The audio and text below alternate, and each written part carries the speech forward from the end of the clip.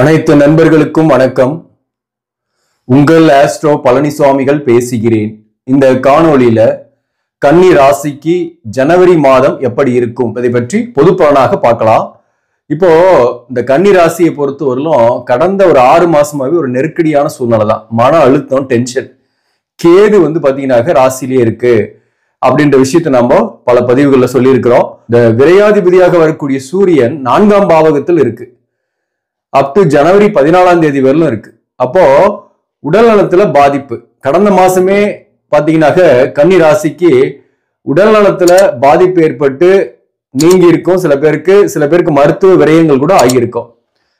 இந்த உடல்நல பாதிப்பு என்பது இந்த ஜனவரி மாசமும் 14ஆம் தேதி வரலும் வாய்ப்பு இருக்கு. அதனால ஹெல்த் இஷ்யூஸ் வராம கொஞ்சம் கவனமா இருக்கணும். குறிப்பா வண்டி வாகனங்கள்ல போகும்போது, அதே போல எங்க ஒரு நடந்து போனா கூட கொஞ்சம் கேர்ஃபுல்லா இருக்கணும். சில விஷயங்கள் நம்மளுக்கு தேடி வரும். நம்ம கெட்ட நேரம்தாக சில விஷயம் நம்மளை தேடி வரும். அப்போ நம்ம கவனமா இருக்கணும். அடிஷனலா நம்ம என்ன செய்யணும்? இறை வழிபாடை ஃபாலோ பண்ணணும். அப்பதான் நமக்கான ஒரு பாதுகாப்பு இருக்கும். அதே போல வீடு வாகனம் சம்பந்தமான செலவுகள் இந்த காலகட்டத்தில் உங்களுக்கு ஆல்ரெடி ஏற்பட்டிருக்கும். அது பாசிட்டிவான விஷயம் தான். இந்த மாசத்தை பொறுத்தவரையிலும் ஜனவரி 28ஆம் தேதியிலிருந்து சுக்கிரன் 6ஆம் பாவகத்திலிருந்து 7ஆம் பாவகத்துக்கு போய் உச்சமாக போறாரு. அதனால இந்த மாதத்துல பிற்பகுதியில பாத்தீங்கன்னாக்க சில பேர்லாம் ஒரு நல்ல வீட்டுக்கு குடி போகக்கூடிய சூழ்நிலை ஏற்படும். சில பேர் வீடு மனை வாங்கி கிரகப்பிரவேசம் பண்ணி புதிய வீட்டுக்கு குடி போகக்கூடிய வாய்ப்பு உண்டு. சில பேருக்கெல்லாம் வாகன மாற்றம், புதிய வாகனம் வாங்குவீங்க, பழைய வாகனத்தை வித்துட்டு, அல்லது வீடு பாதியிலே நின்றுட்டு இருக்கு கட்டுறது அப்படின்னாக்க அதை கண்டினியூ பண்ணக்கூடிய சூழ்நிலை ஏறத்தாழ ஜனவரில இருந்து மே மாசம் வரலுமே இருக்கு. குறிப்பா இந்த ஜனவரி மாசத்துல 15ஆம் தேதிக்கு மேல பாத்தீங்கன்னா உங்களுக்கு நல்லாவே இருக்கு, பாசிட்டிவா இருக்கு. அது வரலும் சில தேவையற்ற செலவுகள், வீடு சம்பந்தமா, வாகன சம்பந்தமா, பழுது நீக்கிறது, இந்த மாதிரி தேவையற்ற செலவுகள் ஏற்படும். ஹெல்த்லயும் கொஞ்சம் கவனம் செலுத்திக்கணும். இதுதான் ஃபர்ஸ்ட். உத்திரம் நட்சத்திரத்தில் பிறந்தவங்களுக்கு ஏற்கனவே நம்ம பதிவு கூட போட்டிருக்கேன். ஏன்னா இந்த கோச்சார கேது ஜென்ம நட்சத்திரத்துல வரும்போது நமக்கு இருக்கக்கூடிய அந்த கர்மா கலியும். அப்போ நம்ம ஏற்கனவே செய்த அந்த பாவ கர்மாக்கெல்லாம் இப்ப நம்மள பாதிச்சுட்டு இருக்கும். அந்த பாதிப்பு என்பது விரயங்களாக ஆகும். தேவையற்ற விரயங்கள், பண விரயம். நம்ம ஒண்ணு பிளான் பண்ணா அது நடக்கவே நடக்காது, ஆப்போசிட்டா செலவாகும். அப்போ பாத்தீங்கன்னாக்க நாம ஒண்ணு நினைப்போம், கனா காணும் காலம் அப்படின்னே சொல்லலாம். நம்மளுடைய கனா காணும் காலம் என்பது என்னன்னா, நம்ம இதெல்லாம் செய்யலாம், இதெல்லாம் பாசிட்டிவா இருக்கும்னு நினைச்சா அங்க கொஞ்சம் பாத்தீங்கன்னா நெகட்டிவா நடந்துகிட்டு இருக்கும். அதனால உத்திரம் நட்சத்திரத்தில் பிறந்தவங்களை பொறுத்தவரையிலும் நீங்க பாசிட்டிவாவும் நினைக்காதீங்க, நெகட்டிவாவும் நினைக்காதீங்க. நான் சொல்ல வர்றது என்னன்னா, எதையுமே யோசிக்காம பட்டுன்னு செயல்படுங்க பாருங்க, அந்த விஷயம் சக்சஸ் ஆகும். ரொம்ப யோசிச்சு ஒரு விஷயத்துல இறங்கினீங்கன்னா அதுல ஃபெயிலியர் ஆகும். அப்போ இன்னொரு விஷயம், எதன் மேலேயும் பற்று வைக்க வேண்டாம். உத்திரம் நட்சத்திரத்தில் பிறந்தவங்க இப்ப வாழ்க்கை துணைவர் மேல பற்றா இருக்கு, ஒய்ஃபோட நல்லபடியா இருக்கணும் அல்லது கணவனோடய நல்லபடியா வாழணும் அப்படின்னு ஆசைப்பட்டீங்கன்னா சண்டை வந்துருது, பிரச்சனையாகும். அதே போல பிள்ளைங்க மேல பற்று வைக்கிறீங்க அப்படின்னா அவங்களுக்கு ஹெல்த் இஷ்யூஸ், அதனால பண செலவு அல்லது அவங்களோட கருத்து வேறுபாடு, இப்படி பணத்தை நோக்கி ஓடிட்டு பணத்தையே எய்ம் பண்ணிட்டு இருந்தீங்கன்னாக்க பணம் வராம தட்டுப்பாடு, கடன், இந்த மாதிரி.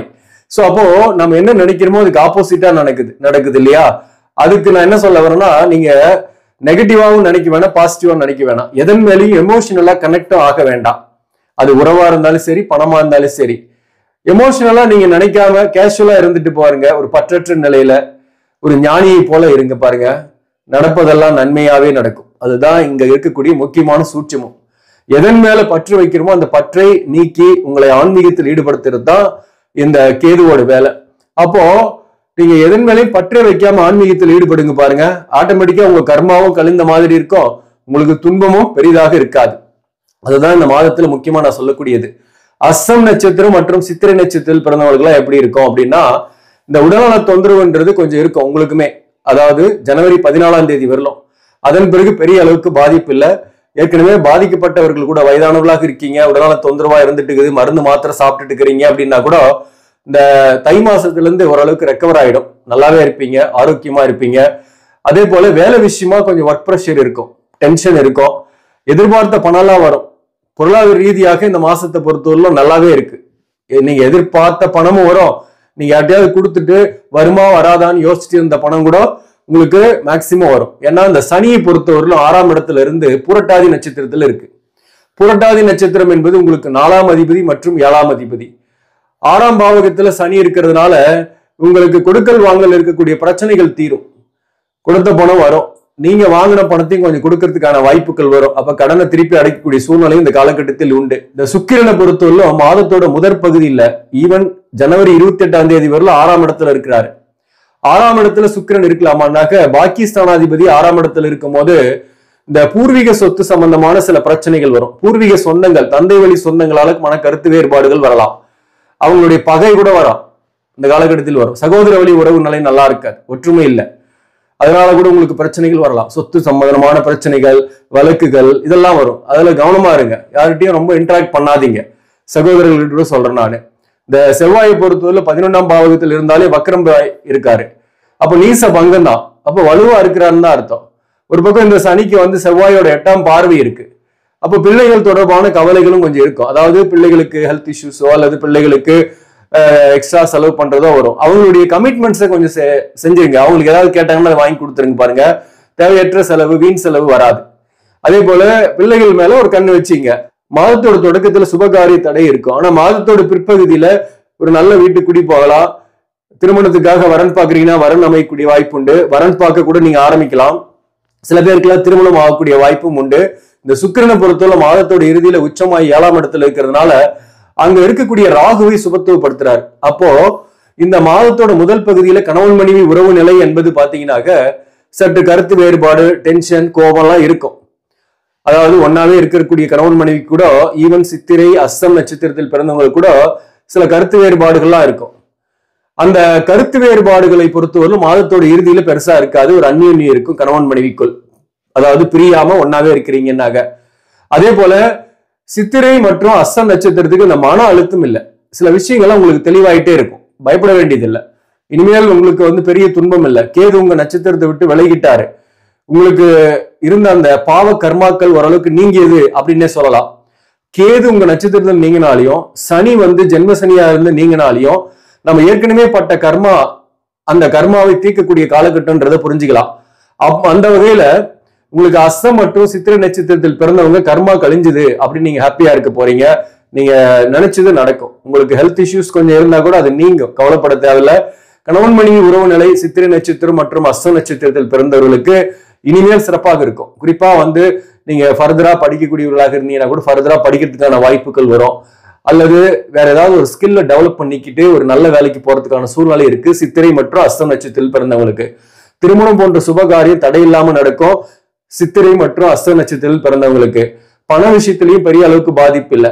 கடந்த காலத்துலதான் ஒண்ணு உங்களுக்கு பாதிப்பு வந்திருக்கும், ஹெல்த் இஷ்யூஸ் பாதிப்பு, அல்லது உங்களுக்கு நெருக்கமானவர்களுக்கு ஹெல்த் இஷ்யூஸ் வந்து அதனால பண செலவு, மன கஷ்டங்கள் அடைஞ்சிருப்பீங்க. இந்த மாதத்தை பொறுத்தவரையிலும் மாதத்தோட பிற்பகுதியில அந்த நிலைமை கிடையாது. அதனால பிரச்சனை இல்லாம இருக்க போறீங்க. மன அழுத்தம் இல்லாம இருக்குவீங்க. உங்களுக்கு பொறுத்தவரையிலும் இந்த மாதத்தை பொறுத்தவரையிலும் குறிப்பா சித்திரை மற்றும் அஸ்த நட்சத்திரத்தில் பிறந்தவர்களுக்கு வேலை இல்லாதவர்களுக்கு புதிய வாய்ப்புகள்லாம் கிடைக்கும். இன்டர்வியூ போறீங்கன்னா அதுல சக்சஸ் கண்டிப்பாக உண்டு. அதே போல உத்திரம் நட்சத்திரத்தில் இருப்பவர்களுக்கு கடுமையான முயற்சியின் மூலம் வேலை கிடைக்கும். அதுதாங்க நான் சொல்ல வர்றது. சில பேர் வேலை இல்லாம இருக்கீங்க, உத்திரம் நட்சத்திரத்தில் இருக்கிறீங்கன்னாக்க மைண்ட் ஃப்ரீயா வச்சீங்க. கிடைச்சா கிடைக்குது, கிடைக்கலாம் போகுது. இதுதான் வேலை, இது கிடைச்சாதான் வாழ்க்கைன்ற மாதிரி எல்லாம் போகாதீங்க. இதுதான் அப்படின்னு நம்ம நினைச்சிட்டு போனா அந்த இடத்துல வந்து மைனஸ் பாயிண்ட் நமக்கு வந்துருது. ஒரு பதட்டம் வந்துடும். அந்த பதட்டத்துல ஒழுங்கா இன்டர்வியூ பண்ண மாட்டோம். அப்போ வந்து ஆட்டோமேட்டிக்கா அது கிடைக்காம போயிடும். நீங்க கேஷுவலா தைரியமா கிடைச்சா கிடைக்குது, கிடைக்கலாம் போது, இதை விட்டா அடுத்தது பார்க்கலாம் அப்படின்ற ஒரு இதுல போங்க. உங்களுடைய திறமையை அழகா வெளிக்காட்டுவீங்க. அதன் மூலம் உங்களுக்கு வேலை வாய்ப்பு கிடைக்கும். உத்திரம் நட்சத்திரத்தில் பிறந்தவங்க தாயாருக்கு உடல்நல பாதிப்பு வந்து போகலாம். தாயின் உடல்நலையில் கவனம் செலுத்திங்க. அலைச்சல்கள், பயணம் கொஞ்சம் உங்களை சுத்தி இருக்கும். அதை வந்து அவாய்ட் பண்ணுங்க. தேவையற்ற பயணங்கள்லாம் தவிர்க்குங்க. உங்களை சுத்தி வந்து சில சிக்கல்கள் வரும் மாதத்தோட தொடக்கத்துல. அந்த சிக்கலுக்கெல்லாம் விடை காண்பீங்க. ஆனா அது முடிஞ்ச உடனே இன்னொரு சிக்கல் வரும். அதுக்காக டென்ஷன் ஆகாம நீங்க என்ன பண்ணணும், சிக்கலையே நீங்க கண்டுக்காம விட்டுட்டீங்கன்னா கூட அது ஆட்டோமேட்டிக்காவே தீர்ந்து போயிடும். ஒன்றும் பெரிய அளவுக்கு நீங்க பாதிக்கப்படுற மாதிரி இந்த மாதம் கிடையாது. அதே போல கடந்த சில மாதங்களாக இருந்து வந்த மிகப்பெரிய போராட்டம் என்பது இந்த மாதத்தை பொறுத்தவரையிலும் 15ஆம் தேதிக்கு மேல கிடையாது. அதுதான் நான் சொல்ல வரேன். அதே போல இந்த சூரியனை பொறுத்தவரையிலும் 15ஆம் தேதியிலிருந்து ராசிக்கு 5ஆம் இடத்துல வந்துருது. ராசிக்கு 5ஆம் இடத்துல சூரியன் இருக்கும்போது, விரையாதிபதி 5ஆம் இடத்துல இருக்கும்போது என்ன ஆகும் அப்படின்னாக்க 12ஆம் அதிபதி 12ஆம் பாவகத்துக்கு 6ஆம் பாவகம், விரயங்கள் குறையும். ஆனா அல்லது சுப விரயங்கள் ஏற்படும் அப்படின்னு வச்சுக்கலாம். ஆனா பிள்ளைகள் விஷயத்துல கொஞ்சம் கவனம் செலுத்திக்கணும். மன வருத்தங்கள் வரலாம். கருத்து வேறுபாடுகள் வரலாம். பிள்ளைகளுக்கே கூட குழந்தைகளாக இருக்காங்கன்னாக அவங்களுக்கு ஹெல்த் இஷ்யூஸ் வரலாம். கொஞ்சம் கவனம் செலுத்திக்கணும். அல்லது அந்த பூர்வீக சொத்தை விற்கிறதுக்கு முயற்சி பண்றீங்கன்னாக்க அதெல்லாம் இந்த காலகட்டத்தில் ஏற்படும். அந்த விற்கிறதுக்கான முயற்சி உங்களுக்கு ஸ்டார்ட் பண்ணலாம். பட் ஆனா அது பிற்பகுதியில் அது சாத்தியப்படும். உங்களுக்கு குரு பகவானை பொறுத்தவரை 9ஆம் பாவகத்திலிருந்து வக்ரம் பெற்று இருக்கிறது ஒரு நிலையில் நன்மை. தந்தையின் உடல் நலத்துல கூட கொஞ்சம் கவனம் செலுத்திக்கணும். சில பேருக்கு தொலைதூர பயணங்கள் சாத்தியமாகும். வெளிநாட்டுல இருக்கீங்கன்னா தாய்நாட்டுக்கு போகக்கூடிய சூழ்நிலை இந்த காலகட்டத்தில் ஏற்படும். சில பேருக்கு நிறைய டிராவல் பண்ற மாதிரி இருக்கும். உள்ளூர்லயே கோயில் குளங்களுக்கு போறது, குலதெய்வ கோயிலுக்கு போறது, இப்படி உள்ளூர்லயே டிராவல் பண்றதுக்கான வாய்ப்பும் நிறைய இருக்கு. அதே போல பாத்தீங்கன்னாக்க இந்த 9ஆம் பாவகத்தில் இருக்கக்கூடிய குரு வக்ரம் பெற்று ரோகிணி நட்சத்திர சாரத்துல இருக்கு. அப்போ நீங்க சொத்து விற்க முடியாத சொத்துக்கு பையர்ஸ் வருவாங்க. அதன் விற்கிறதன் மூலம் ஆதாயங்கள்லாம் வரும். வாழ்க்கை துணைவரால் கூட உங்களுக்கு ஆதாயம் வரும். வாழ்க்கை துணைவரோட சேர்ந்து எதிர்கால வாழ்க்கையை திட்டமிடுவீங்க. கடன் இருக்கும், கடனுடைய அழுத்தம் இல்லாம இருப்பீங்க இந்த மாசத்தை பொறுத்தவரையிலும். அதுலயும் பயப்பட வேண்டியதில்லை. கொஞ்சம் கட்டி தீர்க்கக்கூடிய சூழ்நிலையும் இந்த காலகட்டத்தில் வரும். மற்றபடி இந்த மாதம் வேலை விஷயமா சில பேருக்குலாம் ஒரு நல்ல செய்தி வரும். அரசு பணியில் இருக்கிறீங்க அல்லது ஒரு பெரிய நிறுவனத்துல இருக்கிறீங்கன்னாக்க ஊதிய உயர்வோ அல்லது பதவி உயர்வோ கிடைக்கக்கூடிய வாய்ப்பு உண்டு. அல்லது உங்களுக்கு அந்த துறை ரீதியான மாற்றமோ அல்லது ஒரு நல்ல ஒரு பிரான்ச்ல இடமாற்றமோ ஏற்படக்கூடிய வாய்ப்பும் உண்டு சில பேருக்கெல்லாம்.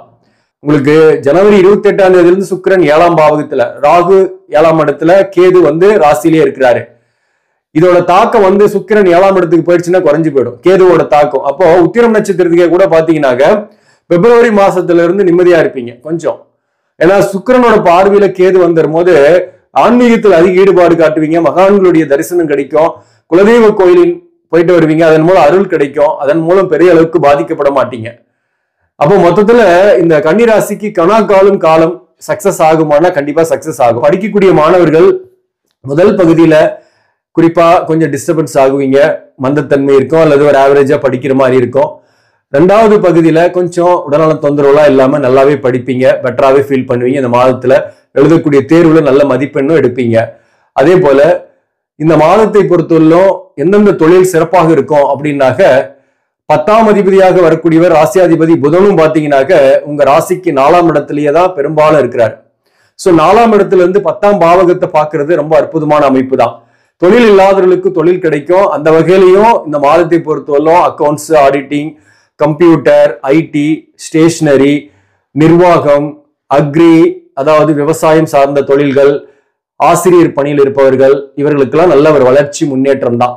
தொழில் வாய்ப்புக்கெல்லாம் உங்களை கதவு தட்டும். தொழில் ரீதியான பிரச்சனைகள்லாம் பெருசா இல்லை.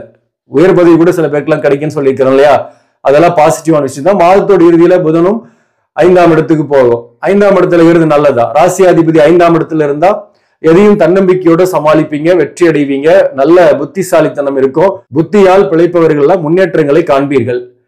அதே போல ஷேர் மார்க்கெட் போன்ற விஷயத்தெல்லாம் மாதத்தோட பிற்பகுதியில இருந்து ஈடுபடலாம். அதுல இன்ட்ராடே பண்றதுக்காக நான் சொல்லல. ஏன்னா அதுக்கு உங்க சுய ஜாதகமும் பார்த்துங்க. அதற்குரிய நாலேஜ் இருக்கணும். இன்ட்ராடே பண்ணோம்னாக லாங் டேர்ம் இன்வெஸ்ட்மெண்ட்னாக நீங்க பண்ணலாம். உங்க சுய ஜாதகத்தை ஒரு முறை செக் பண்ணிட்டு பண்றது நல்லது. பட் மாதத்தோட இறுதியிலிருந்து ஷேர் மார்க்கெட் போன்ற விஷயத்திலிருந்து வருமானங்கள் வரக்கூடிய வாய்ப்பு சில பேருக்குலாம் இருக்கு. இந்த மாதத்தை பொறுத்தவரையிலும் வழிபட வேண்டிய தெய்வம் எதுன்னா சாட்சாத் முருகபெருமான். முருகனை கும்பிட்டோர் முற்றிலும் வினைகள் தீர்வார்கள் என்றே சொல்லலாம். நீங்க சஷ்டி திதியும் செவ்வாய்க்கிழமையும் வரக்கூடிய நாட்கள்ல பழனி முருகன் கோயிலுக்கு போயிட்டு வாங்க. அங்க போக முடியாதவர்கள் இல்லத்திலேயே முருகனுடைய போட்டோ வச்சு சஷ்டி திதி அன்று நீங்க விரதம் இருந்து முருகனுக்கு ஒரு படையல் போட்டு முருகனை வழிபாடு செய்யுங்க. முற்றிலும் உங்களுடைய வினைகள் தீரும். உத்திரம் நட்சத்திரத்தில் பிறந்தவங்க பொறுத்தவரையிலும் ராகுகேது ஸ்தலத்துக்கு ஒன்று போயிட்டு வாங்க. திருநாகேஸ்வரமும் கீழ்பெரும்பள்ளமும் போயிட்டு வர்றது நல்லது. ஆக நண்பர்களே, இந்த பதிவு உங்களுக்கு பிடிச்சிருந்தாக லைக் பண்ணுங்க. இதை மற்றவர்களுக்கும் ஷேர் பண்ணுங்க. இன்னும் நம்ம சேனலை சப்ஸ்கிரைப் பண்ணாம பாக்குறவங்க சப்ஸ்கிரைப் பண்ணி கண்டினியூ பண்ணுங்க. இதன் மூலம் உங்களுக்கு ஒரு சரியான ஜோதிட தகவல்களும் ஆன்மீக தகவல்களும் கிடைக்கும். நன்றி, வணக்கம்.